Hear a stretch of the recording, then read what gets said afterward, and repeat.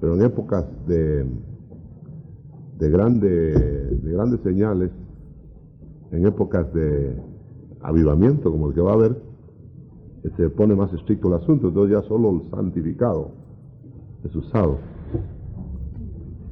En otras ocasiones, como dijéramos, casi de emergencia, el Señor tiene que usar cualquier vaso. Pero cuando está pidiendo santidad, Él va a tener vasos santos. Entonces, ¿para qué va a usar otros, verdad? Y el que no se santifique lo va a descartar. Eso hemos estado el Señor insistiendo. Nos ha hablado por muchos medios de hacer un censo sacerdotal. Y el censo sacerdotal lo va a decidir Él.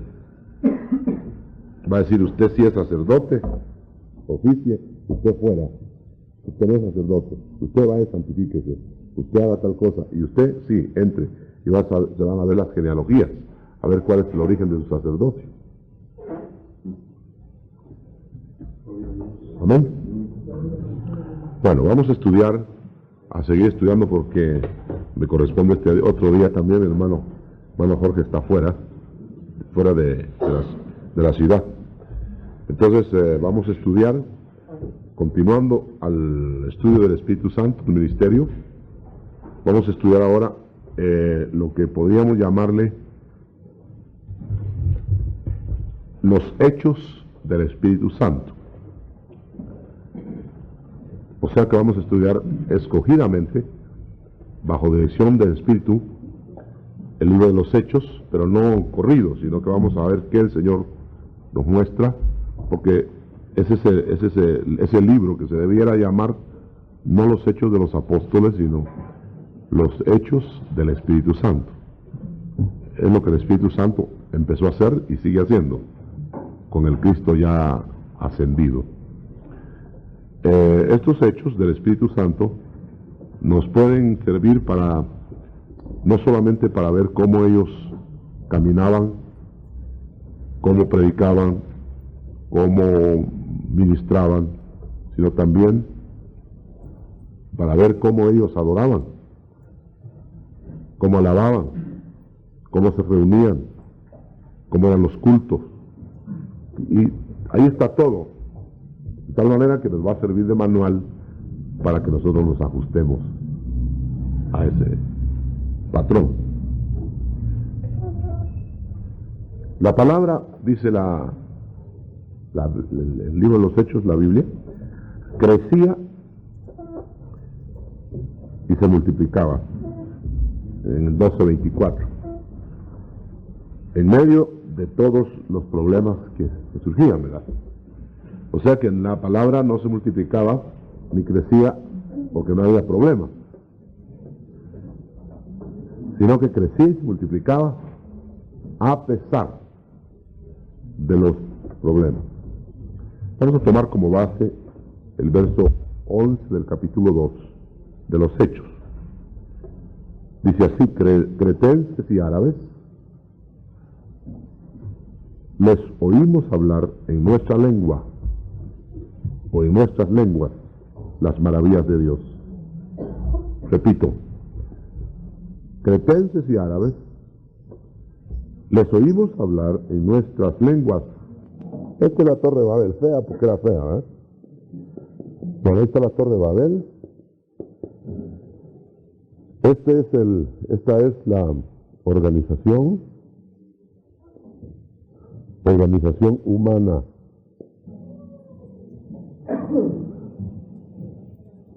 Peleando contra Dios, aunque creyendo ser parte de Dios. Es decir, esta torre no se erigió por enemigos de Dios, es decir, no se erigió por ateos. Nosotros, cuando hablamos de la Torre de Babel, pensamos ateos haciéndola,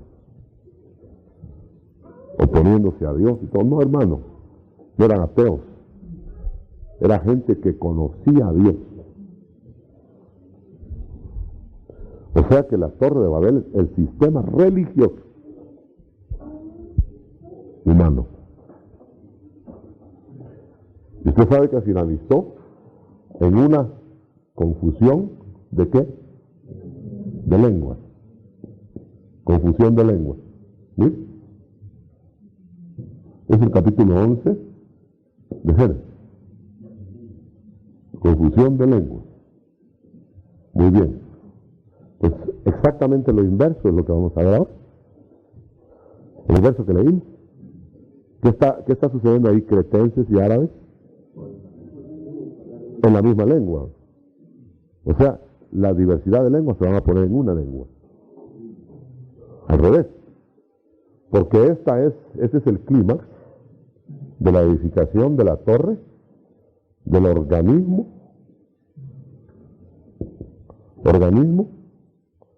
divino. O sea, la iglesia en orden divina. Ahí sí de veras, en orden divino.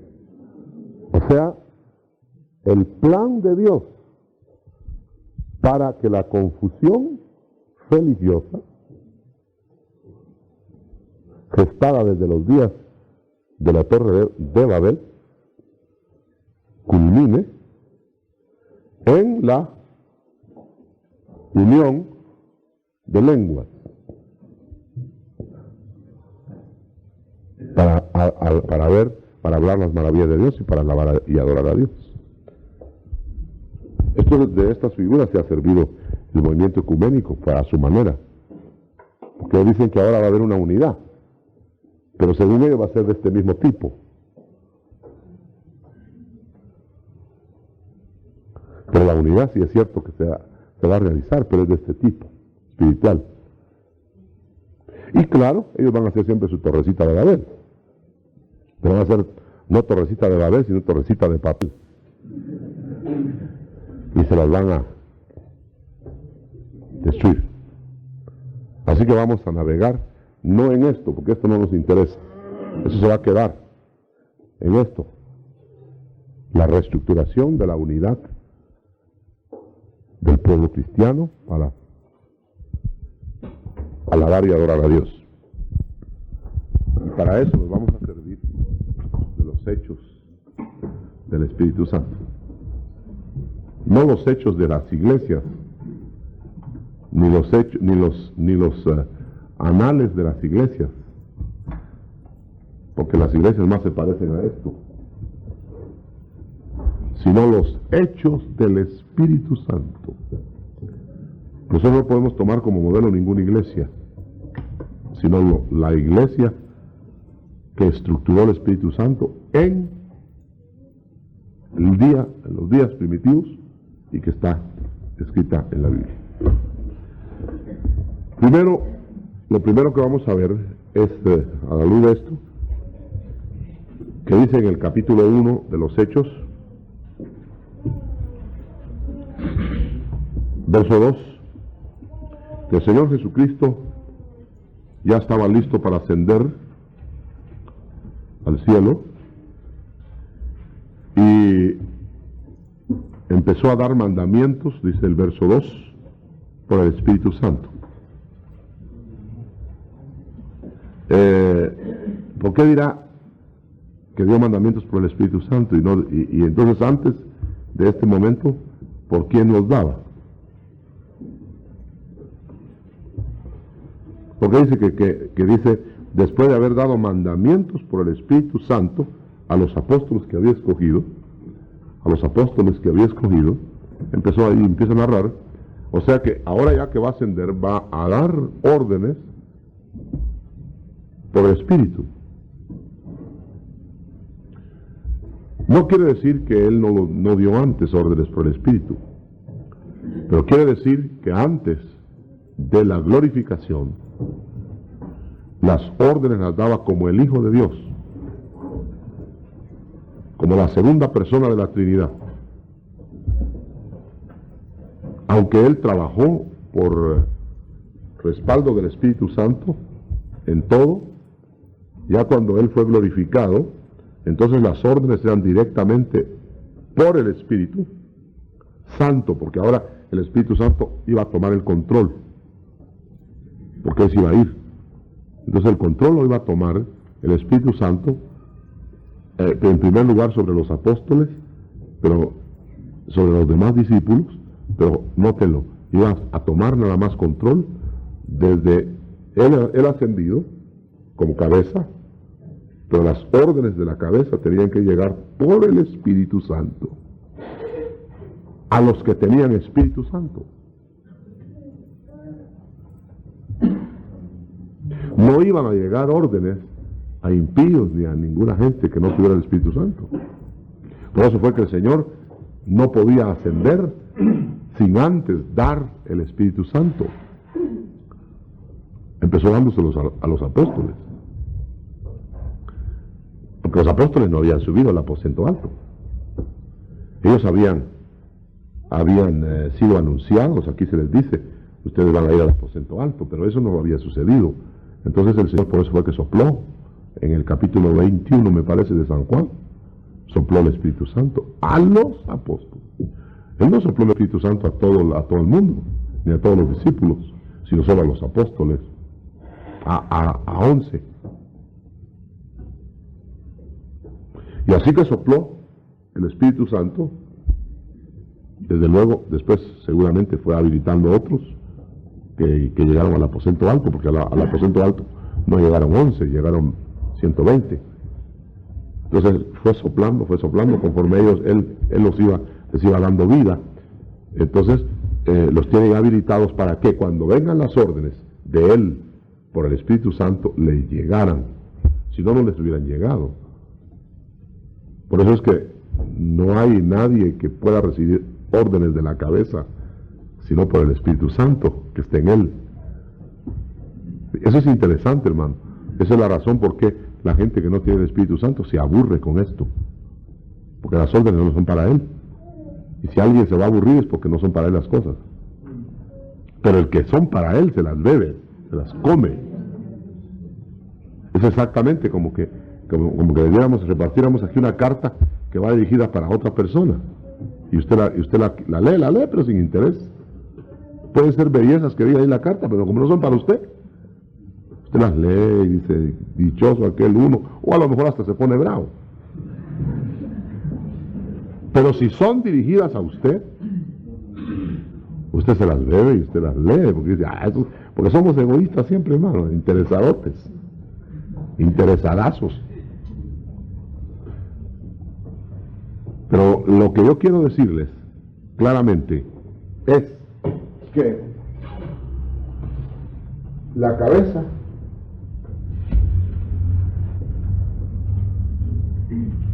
va a dar órdenes por el Espíritu. Los que tienen Espíritu.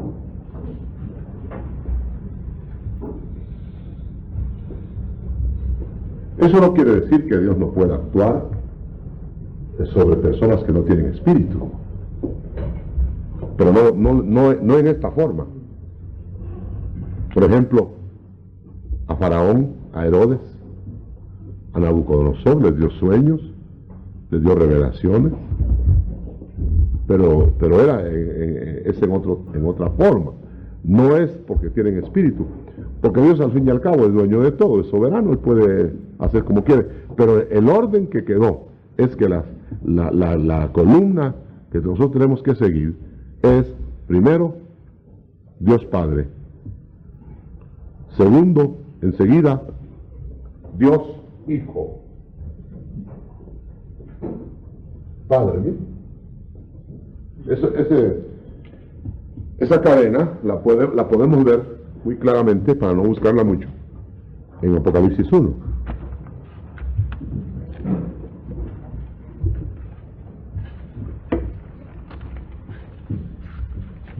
Y ahí dice claramente, dice así: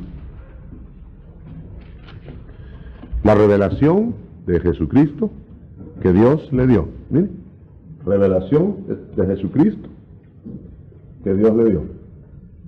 De aquí para acá. Del Padre a la cabeza, que es Cristo.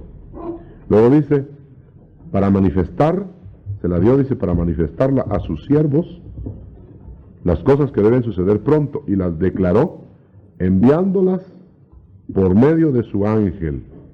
Pero usted sabe que el trabajo, según lo acabamos de leer en Hechos, es por el Espíritu, las órdenes son por el Espíritu. Entonces ya tenemos otro factor ahí que no habíamos notado. Entonces está exactamente Padre, la cabeza, Espíritu, ángeles, a hombres, es decir, humanos, para no, porque a veces decimos hombres y se enojan las hermanas. Entonces, a humanos, pero con espíritu. Por eso dice que fueron enviadas al ángel de la iglesia, al ministro, que tenía Espíritu Santo. Entonces, volviendo al libro de los Hechos, tenemos que analizarlo, hermano. Y vamos a aprender mucho. Va a ver usted, esto es algo precioso. Vamos a aprender cómo debemos ser en la iglesia y cómo debe ser la iglesia en donde estamos. Porque a veces nos metemos en cualquier lado, ¿verdad? Y no nos importa cómo es la iglesia donde estamos metidos. Pero en realidad importa tanto cómo es la iglesia donde estamos metidos e importa cómo estamos nosotros delante de Dios en esa iglesia. No es suficiente cómo está usted, sino cómo está usted y dónde está usted. Aleluya. Es prohibido por el Señor, son prohibidas por el Señor las divisiones y las fugas de hermanos y las rebeliones. Vamos a decirlo de otra manera, esos grupos que se hacen independientes de una iglesia, se salen, son prohibidas, eso les va a caer la tiña encima, hermano, porque se están saliendo del orden. Es preferible que usted aguante el chaparrón donde está, si está en el orden del Señor, por supuesto, donde está, porque si no está en el orden del Señor donde está, usted no debe estar ahí. Pero si está en el orden de Dios ahí, entonces usted tiene que estar ahí. Ahí tiene que cumplir sus disciplinas, ahí tiene que cumplir las órdenes, ahí tiene que obedecer. No es de fugarse para otra iglesia donde lo toleren mejor. No es de irse a fundar otra iglesia para que no lo estén molestando. A menos que donde está haya pecado, consentir pecado en ese lugar, o haya doctrina herética. Si usted está en un lugar donde hay pecado, el pastor está en pecado o hay tolerancia al pecado, usted no debe estar ahí. Si hay doctrina herética, tampoco, pero tampoco debe salirse a pelear con esa iglesia haciendo otro grupo, sino que puede usted salir a reunirse en su casa, a beber la doctrina justa, sana, o unirse a una iglesia en orden.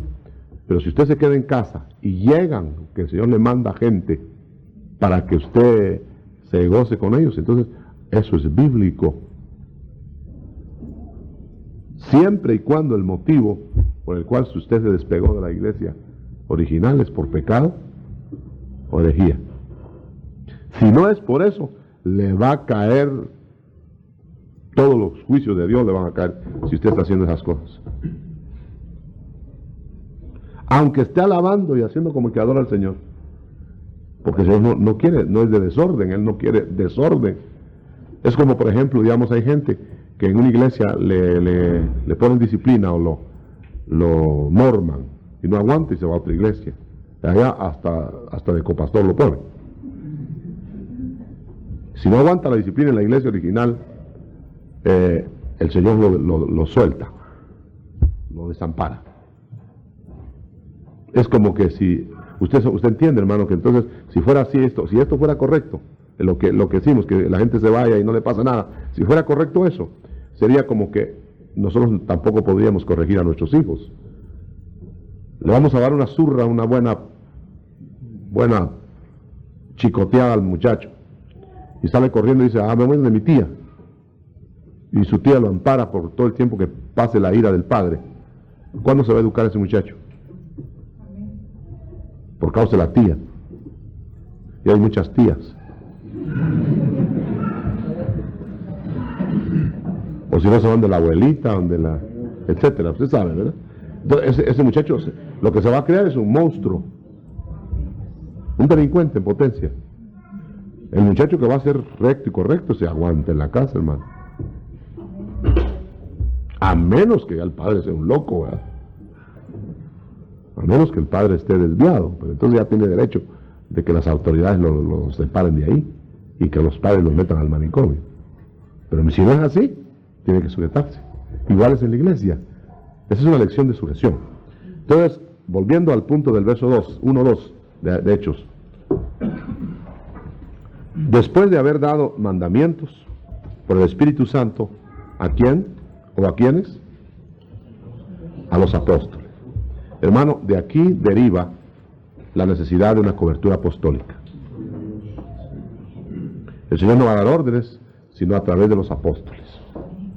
Ahora, usted note una cosa, a mí me han preguntado mucho, algunos con sorna, otros con burla, otros porque realmente quieren saber, hermano, ¿y a usted cómo es que se puso el título de apóstol? Ahora me están molestando con eso. Menos mal que me quedo igual, porque sé de dónde procede, pero noto eso. Algunos lo hacen por ignorancia, y es mejor que aprendan rápido. Otros lo hacen por fastidiar, pero quiero decir lo siguiente: no se va a constituir un apostolado, según el verso 2, es decir, el verso 2 dice que tiene que ser apóstoles, sin requisitos. Por ejemplo, los apóstoles a los cuales les daba el Señor estas órdenes, llenaron unos requisitos. Hasta Judas. Bueno, Judas al final se quedó inconcluso, ¿verdad? Pero Judas había llenado los requisitos. ¿Qué requisitos tenían los apóstoles de Jesús? Que hubieran estado con él desde que fue bautizado hasta la resurrección. Ahora Judas no alcanzó la resurrección, a ver la resurrección del Señor. Por eso lo tuvieron que remover. No lo tuvieron que remover, él se removió. Y noten una cosa, hermano, que cuando hay un puesto honroso que Dios ha dado, él lo remueve. ¿Quién quitó a Judas? ¿Se reunió el colegio apostólico y lo destituyó? No. Él solo se destituyó. Y esas son las órdenes que está dando el Señor ahora, específicamente con su servidor. No metas la mano, yo la voy a poner. Y la está poniendo. Le participo. Y si no le ha llegado la mano a usted, espérela. Porque le va a llegar para bien o para mal, según esté. Fíjense que tenemos que referirnos pues a esto del apostolado. Entonces llenaban los requisitos de apóstol. Entonces ahora puede levantarse una epidemia de apóstoles. Sobre todo cuando hay avivamiento, hay epidemia de apóstoles. Cuando no hay avivamiento, ninguno quiere ser apóstol. Porque la cosa es difícil, y es de estar trabajando sin que nadie mire nada, y nadie lo elogie. Cuando hay avivamiento, todo el mundo quiere ser apóstol. Si en la iglesia al principio había puño de apóstoles, ¿no le dice el Señor a la iglesia de Éfeso: tú probaste a los que se decían ser apóstoles y los hallaste mentirosos? Quiere decir que entonces, ¿en base de qué la iglesia primitiva examinaba a sus apóstoles? En base de la Escritura. En base, no solo de la Escritura, en base de ciertos requisitos. Y lo primero que tenemos que ver eso en el curso que vamos a estudiar sobre el ministerio del Espíritu Santo en los hechos, o los hechos del Espíritu Santo, son los requisitos de apostolado. Y ahí vamos a ir viendo después en el curso del estudio, vamos a ir viendo los otros ministerios. Pero aquí sale el primer ministerio que sale, verso 2, es el ministerio apostólico. Y el ministerio apostólico necesita tener 4 bases para que pueda constituirse en apóstol. Y la iglesia lo va a reconocer, Los espirituales lo van a reconocer. Los carnales y los que no son nada, pues se van a burlar. Yo ya lo estoy viendo. Y lo único que me evidencia eso es quiénes son y quiénes no son. Es lo único. Lo demás lo dejo igual. Yo no me voy a inmutar por insultos ni me voy a hinchar por elogios. Primera base. Habérsele aparecido el Señor.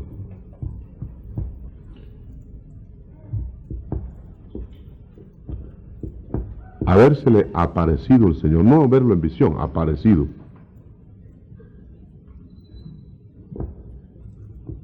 Número 2.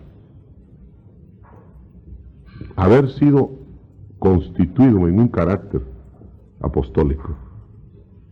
Trabajado pues el Señor por años o por tiempo X para constituirlo en su naturaleza apóstol. Le va a tener que poner ciertas virtudes, ciertas cualidades, como son mansedumbre especialmente, aguantador, ¿verdad? O sea, lo va a trabajar de tal manera que no va a ser sino un coordinador de todos los demás ministerios.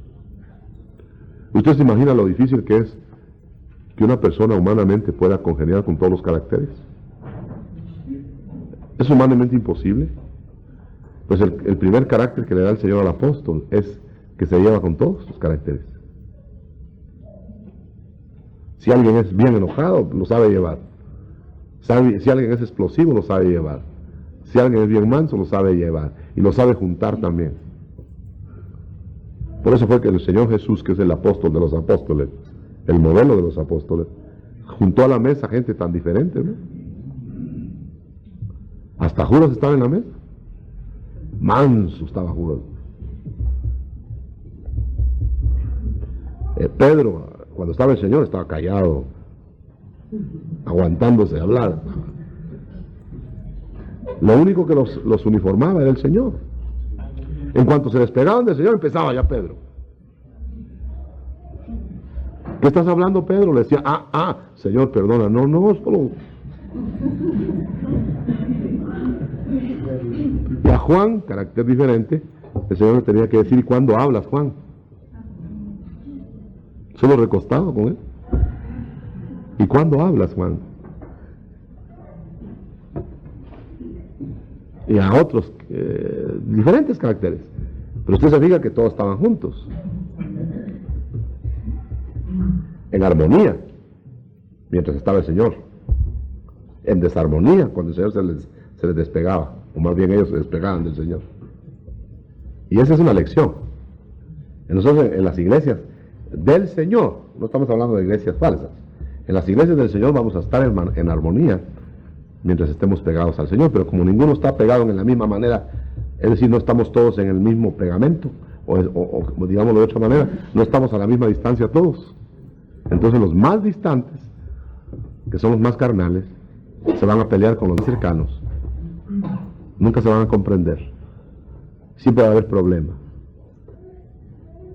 Esa es la verdad. Pero eso sí, los más cercanos van a subir al monte de la transfiguración, mientras que los otros se van a quedar peleando abajo. ¿Se recuerda ese pasaje? Los 9, ¿qué estaban haciendo abajo? Discutiendo y peleando. Mientras los otros 3 estaban en el monte de la transfiguración, queriendo quedarse arriba. Esa es la vida del cristiano espiritual. El cristiano espiritual sube con el Señor a las grandes experiencias, platica con Dios y no quiere bajar, pero tiene que bajar. ¿Y qué encuentra? Se duele de encontrar a los otros hermanos alegando y discutiendo, y siente el que baja que pierde tiempo con la gente.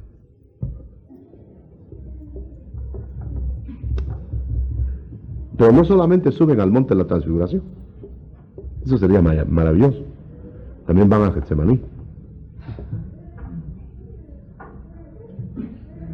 Los 3 fueron al Getsemaní otra vez. Los otros estaban contentos allá donde estaban. Menos mal dijeron que bueno, ahora sí estuvo bueno que se hayan llevado a los otros. Porque el Señor los lleva a experiencias gloriosas y a experiencias de sufrimiento.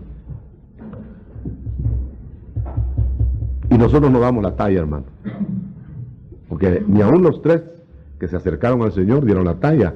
Usted sabe que dieron la talla, medio dieron la talla en la gloria, porque les gustó. Pero en el sufrimiento se durmieron. Allá en la gloria hasta se querían quedar. En el sufrimiento se querían dormir y se querían ir. Porque así somos. En el avivamiento levantamos las manos. En el sufrimiento las bajamos. Cuando hay presencia de Dios, qué maravillosa, tocamos el cielo. Y cuando estamos deprimidos, tocamos el cielo. Esa es la naturaleza humana. O nos comportamos que solo miramos las estrellas y nos tropezamos y nos caemos,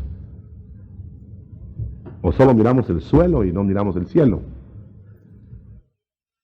Eso es lo que pasaba con los hermanos de las iglesias que Pablo visitaba. El que no quiera trabajar, que tampoco coma. Eso es práctico.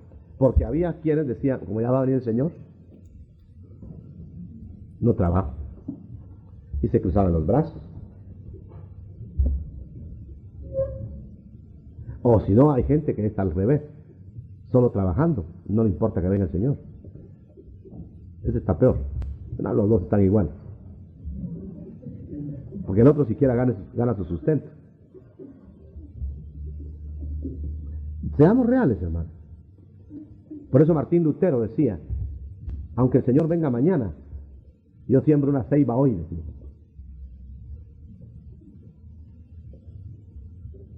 O sea, es cierto que no iba a ver la ceiba crecer, pero lo iban a hallar ocupado. Hay gente que se aflige y dice, y si no veo yo el fruto de mi trabajo, pues sí, va a haber algo mejor. Hay quienes dicen, ya va a venir el Señor, yo ni me he casado, y se me va a casar, se apuras. Como que el paraíso fuera el casamiento. Si supieran a lo que se mete. Mejor seguirían solteritos con el Señor. Amén, hermano, gloria a Dios. Me estoy explicando, ¿verdad? Sigamos. Después de haber concretado el ministerio apostólico, ¿cómo? Apóstol. Los otros dos puntos de apóstol son las señales de apóstol, o sea, la sobrenaturalidad en el ministerio, y la última, la corona del apostolado, o sea, la prosperidad de las obras que emprende.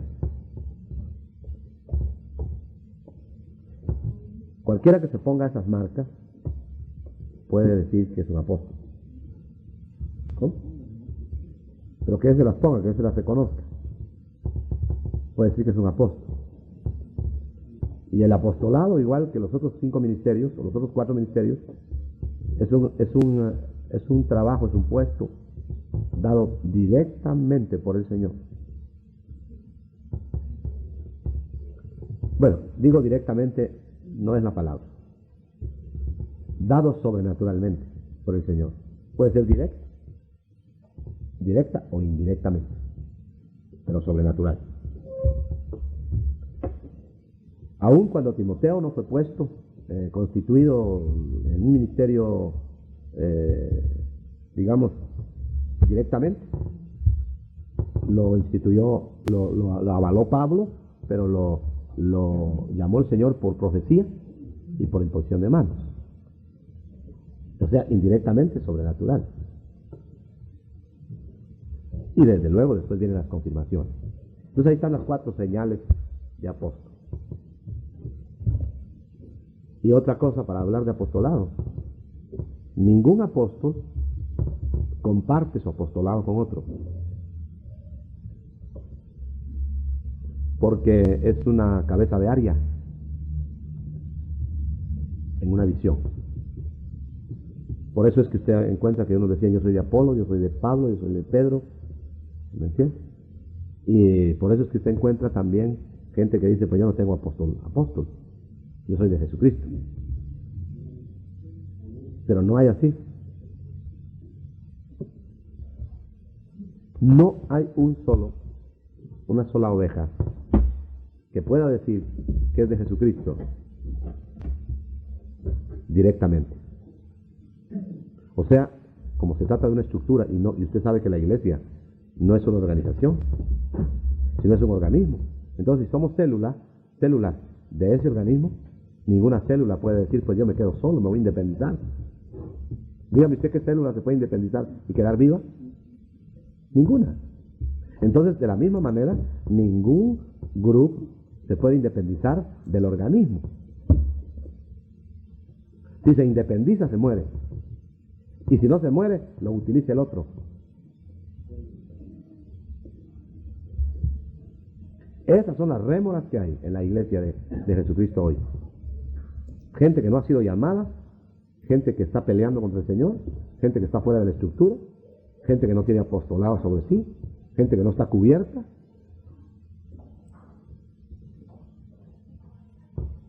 Por eso es que dice en Hechos 15, llegaron algunos a trastornaros en la doctrina, a los cuales nosotros no enviamos, dicen los apóstoles. No eran cubiertos por apostolado, sino que ellos se metieron, ¿verdad? Espontáneos, como aquellos toreros que se tiran al ruedo y no son toreros. Les llaman espontáneos y más tardan en caer que el toro en cornearlo. Al torero, pues, por lo menos está adiestrado y se hace, los quites un poco y aunque lo agarre después del toro. Pero al espontáneo se lo aplasta de un solo entrón. Es igual. El que usurpa un ministerio es una persona que el Señor va a eliminar o le va a dar una lección que nunca la va a olvidar. El usurpador de ministerio está tipificado en Jesús, el que tocó el arca del pacto. Él iba ahí como un acompañante, ¿me entiendes? Y cuando el arca del pacto, que era la presencia de Dios en cuanto a administración, se movió y se iba a caer, Jesús la detuvo para que no se cayera e inmediatamente cayó muerto, porque no era sacerdote. Ese es tipo del sacerdote falso, o del sacerdote o del hombre que se quiere hacer sacerdote y Dios no lo está poniendo de sacerdote y toca las cosas santas y se muere. Otro tipo, ese es de un falso, o sea, un usurpador. Pero está el otro tipo, del legítimo que se descompone. Los hijos de Aarón, Nadab y Abiú. Ellos eran legítimos sacerdotes. Pero en su legitimidad sacerdotal hicieron culto extraño. Hicieron un culto a su manera. Hicieron lo que quisieron y no lo que Dios quería. Y el fuego de Dios que los iba a purificar los mató. O sea que todo el que hace culto falso, culto deformado, no tiene vida, Dios lo mata. Y ahí no lo mata literalmente, y algunos sí, pero a los que no los mata literalmente, ahí andan todos tristes, deprimidos. Y eso que a la hora del culto, ¿cómo estarán después? La única forma, hermano, de tener vida es estar en el orden. Por eso les decía la otra noche que no es suficiente con tener vida para estar entero, porque la vida el Señor la da al creer. ¿Quién que cree de veras en Cristo no tiene vida? ¿Quién es aquel que Cristo salva que no tiene vida? Tiene vida, pero algunos tienen vida y se quedan amarrados como Lázaro. Y están completamente vendados, desde aquí hasta la punta del pie. ¿Y quieren correr? ¿Cómo van a correr? Y quieren pensar y quieren ver, ¿y cómo van a ver? Hay que quitarles venda por venda, venda por venda. Eso se llama liberación. Y no es el Señor el que lo hace. Háganlo ustedes. Ya cuando está quitada toda la venda, ya puede andar Lázaro con el Señor por todos lados. Pero, ¿qué les hubiera parecido a ustedes al Señor resucitando a Lázaro? Y como que es una momia, usted sabe que hubo un banquete después, y que hubiera entrado Lázaro como que era momia así, vendado, ¿verdad? ¿Y cómo entró? Normal. ¿Por qué? Porque lo habían desatado. Son dos procesos: dar vida y desatar. Ese es el ministerio pastoral.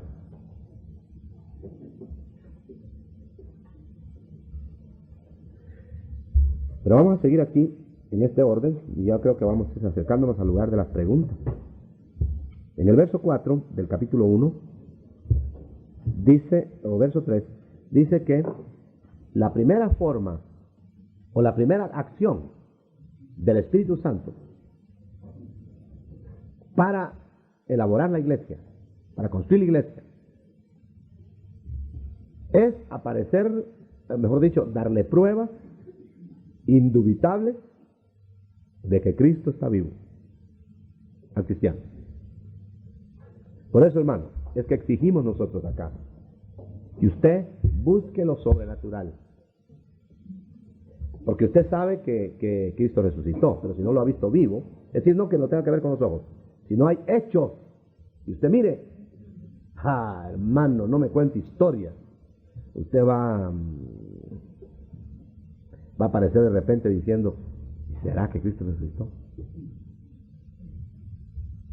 Va a aparecer con dudas, va a aparecer apagado, como un hermano que una vez vino temblando conmigo a la iglesia, pero temblando, así me hacía el papel, y traía un recorte de periódico, así hacía a mí, y me dijo, hermano, me dijo, ¿qué vamos a hacer ahora? Creí que le habían quemado la casa, ¿sabes qué le había pasado? ¿Qué? ¿Qué leyó? Que decía que un periodista de Medio Oriente había descubierto, o el periodista escribía que habían descubierto en el Medio Oriente el cadáver de Cristo, el esqueleto, y que estaban seguros que era el esqueleto de Cristo. Y el hermanito venía temblando, le dije, ¿y qué no sería? ¿Usted no sabe que usted está vivo, pues? ¿Y el esqueleto? Antes de que me contaminara, mejor lo saqué de ahí. Le dije, yo sé que está vivo, si yo lo he visto en acción. Ahora, si usted no lo ha visto en acción, es problema suyo. Si usted no lo ve en acción, hermano. Por eso fue que lo primerito que hizo el Espíritu Santo, de entrada, fue darles pruebas indubitables, apareciéndoles durante 40 días y hablándoles acerca del reino de Dios. Hasta comió con ellos, sin necesidad de comer. Hasta le dijo a Tomás, que era el más duro, Tomás, pálpame, tócame, porque estás creyendo que yo soy fantasma, que soy espíritu. Los espíritus no tienen carne y hueso, le dijo. Lo regañó. Y después de eso Tomás cayó de rodillas, hasta oído el trasquido de las rodillas. ¿Y qué le dijo? ¿Qué le dijo de rodillas? Señor mío y Dios mío. Nosotros necesitamos las pruebas indubitables. El cristianismo flojo es un cristianismo de mente. El cristianismo flojo es de cristianos que solo oyen y oyen y oyen y oyen y oyen y oyen, y como el músico, sopla y sopla y nada de ópera.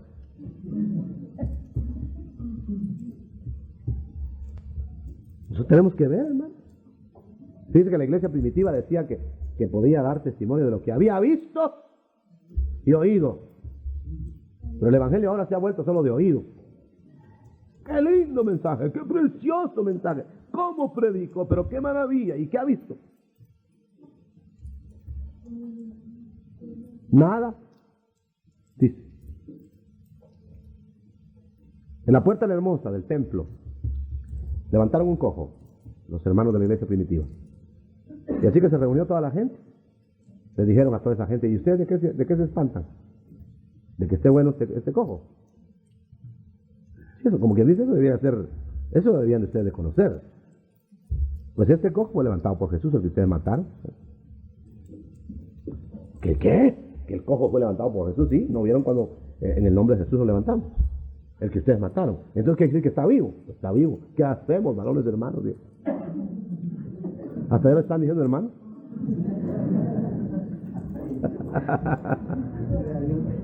Esos son los mejores mensajes. Usted sabe que ahora se llenan los púlpitos de oradores. Pero los mejores mensajes no son esos. Los mejores mensajes es donde la presencia de Dios se siente y donde el Dios actúa. Ahora que estuve en Quetzaltenango, estábamos en una reunión de un almuerzo. Y estábamos hablando la palabra de Dios, no estábamos predicando. Estábamos hablando. No sé si aquí está el hermano, no sé si estuvo en esa reunión, hermana Gildita. Hermano, habla si estuvo en el almuerzo. ¿Se vinieron antes? Bueno, pues mire, hermano, cuando nosotros estábamos terminando una bendición tremenda, terrible, cuando estábamos entregando la palabra así platicadito, estaban manifestándose los demonios. Tuvieron que sacar a una persona para un lado en un restaurante y tuvieron que llevarla a terminar de liberar en la casa porque los otros parroquianos estaban ahí, los del restaurante estaban con los ojos como un huevo estrellado.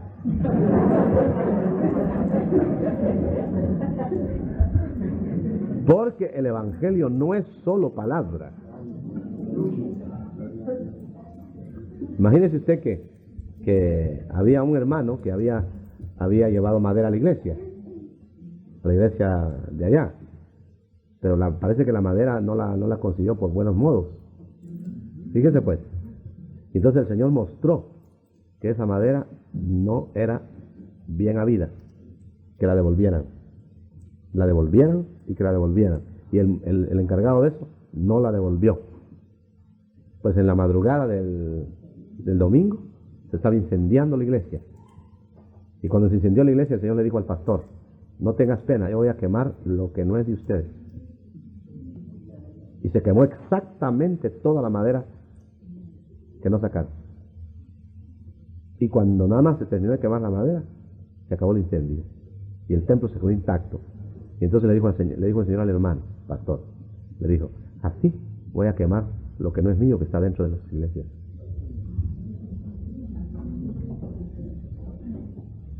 La iglesia de Quetzaltenango está conmovida, está en pleno avivamiento ahorita. El hermano Jorge anda por ahí acabando de apachar las cenizas, porque lo usó el Señor, hermano, terriblemente. Descubrió hasta lo que no había. Porque el evangelio es eso. No se va a conmover la gente. El diablo no se va a conmover con que uno le eche un discurso, hermano. El diablo tiene a la gente cantando coritos todo el día, para que no lo ataquen.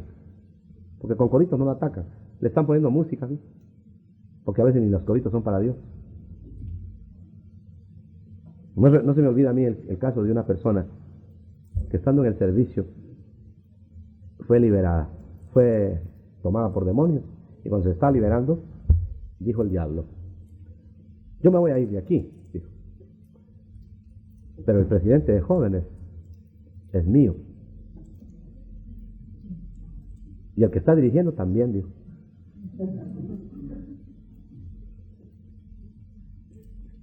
A ese que está dirigiendo, dijo, yo le digo qué coro debe cantar. Fíjense quién era el que lo dirigía.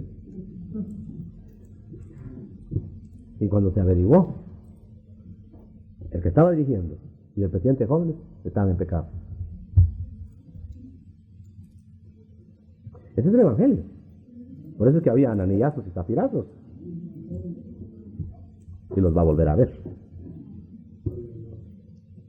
Después de haber hecho real a Jesucristo, y ahí vamos a terminar los primeros 5 versículos, ¿verdad? Después de haber hecho real a Jesucristo, mandó que no se fuesen, sino hasta esperar la promesa, verso 4, del Padre.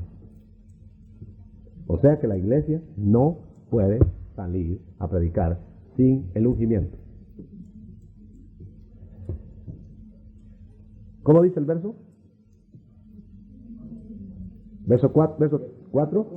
Les mandó que no se fuesen de Jerusalén, sino que esperasen la promesa del Padre que oíste, dijo. Vale, mire, entonces le está diciendo, mientras yo no los bautice, no vayan a ninguna parte.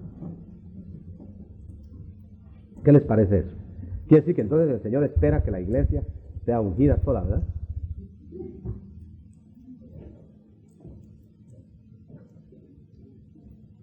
Eso está serio. Hasta que yo los bautice, espérense. Porque Juan los bautizó con agua, mas vosotros, iglesia, entre paréntesis, seréis bautizados con Espíritu Santo dentro de no muchos días. Y a los 50 días o a los 10 días de la resurrección, 50 días de la crucifixión, fueron bautizados los 120 que componían la iglesia. No 119.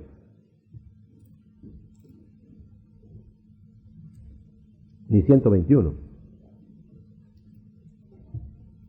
Sino 120. Porque toda la iglesia es ungida.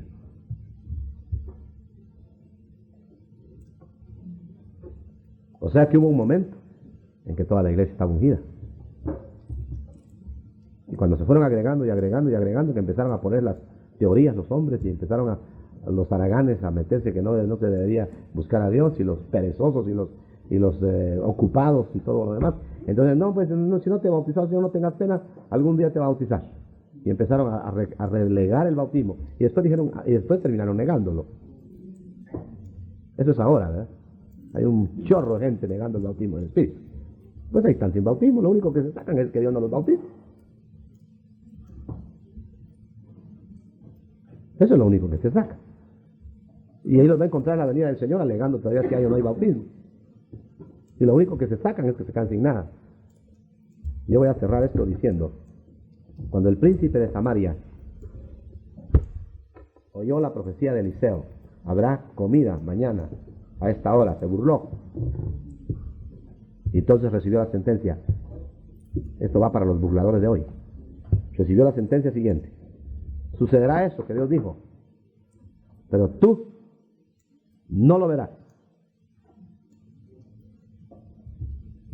Y cuando sucedió ese día glorioso de que llegó milagrosamente el pan a Samaria, el príncipe ese, que vio cómo estaba llegando el cumplimiento de la promesa, ya no probó del pan. Lo atropelló la gente y murió. Y todos comiendo cerca del cadáver del príncipe. Porque el que no cree va a suceder de todas maneras, porque su incredulidad no hace vana las promesas de Dios. Que usted no lo crea, hermano, no quita ni pone. El que se va a quedar sin la herencia, este es incrédulo. Amén. Y amén. Continuaré.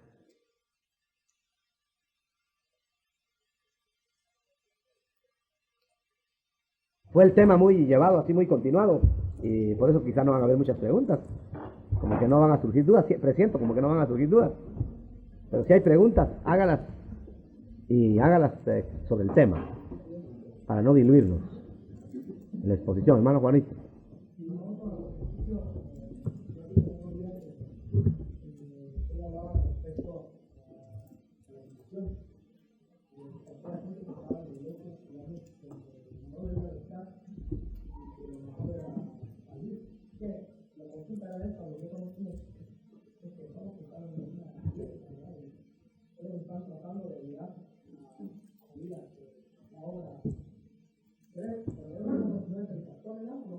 Sí. ¿No quiere? Sí, pues.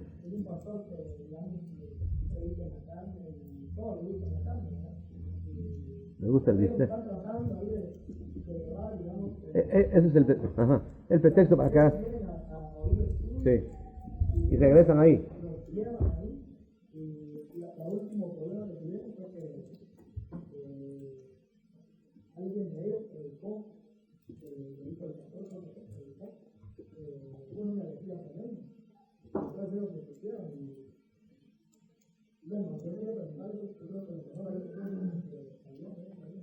Sí, la respuesta es que generalmente uno quisiera dar luz donde salió y que quisiera uno quedarse ahí, pero realmente el Señor le da esa luz a uno, pero es para salir, no para quedarse.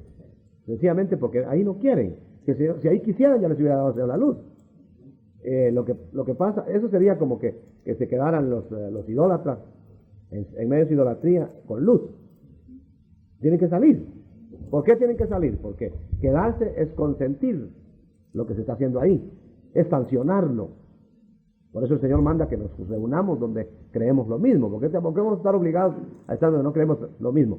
Pero la tendencia que uno tiene es, es que voy a ayudar, dice, ahí yo en vez de salirme de ahí con mi luz, mejor les voy a dar la luz ahí para que alumbre, me lo van a sacar hasta en peso de ahí. Y se contamina, y se apaga el espíritu, porque ahí no adoran. Y acuérdense que dijimos que donde no adoran no hay culto. Y se seca el vaso. Así que es contraproducente quedarse adentro de una institución falsa. Hay que salir y buscar la vida como ¿cómo se llama? El buzo que sale del fondo del mar. Lo primero que busca es el oxígeno, el aire.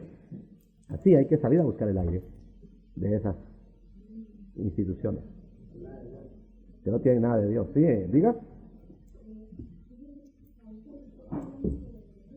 Sí. Pero lo que preguntaba ella es que si tiene que estar sujeta al esposo. Y tiene que estar sujeta al esposo. Aún el Señor ordena que cuando se tienen que hacer cosas de Dios, tiene que preguntarse al esposo. O sea que, desde luego, el Señor es la cabeza de todo. Pero pone al esposo como cabeza del hogar. Y según lo que estoy viendo, usted quiere dar a entender que realmente el Señor pasa por alto al esposo.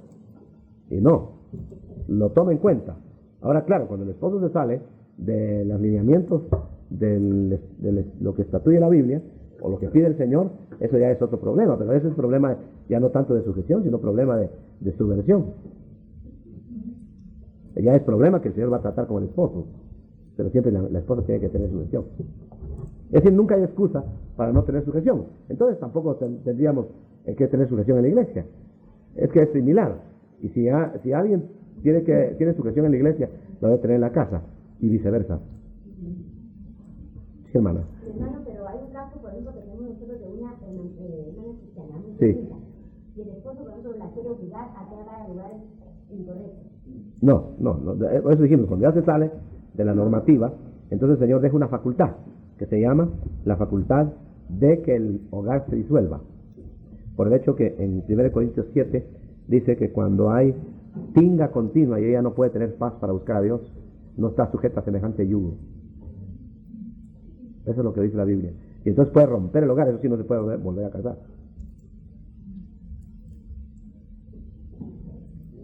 Pero no romper la sujeción. Mejor romper el hogar. El Señor, mire, mejor rompe el hogar que romper la sujeción. Deshace el trato, pues. Ya que si hay trato, tiene que estar en el trato. Muy bien. ¿Qué más? Con respecto a la semana estaba leyendo en Génesis 3 que desde que cayó Adán y Eva, uno de los castigos del Señor fue eso.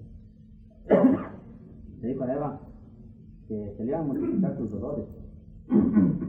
No solamente los dolores de parto, pero sus dolores en general. Que iba a tener más cerca que la mujer. Que sería dominada por el hombre. Y aparte, sí, iba a tener sus dolores de parto. Y que su marido será... Sí, señorearía de... Sí, Sí, eso está escrito en el Génesis. desde un principio Sí, viene la situación. sí. O sea que no es una prebenda para el varón, sino más bien es un castigo para la mujer. Pero es un castigo que tiene que sobrellevar para bendición. O sea que si no lo hace, si no lo acepta, le está diciendo a Dios, yo no lo acepto. Entonces Dios trata con él.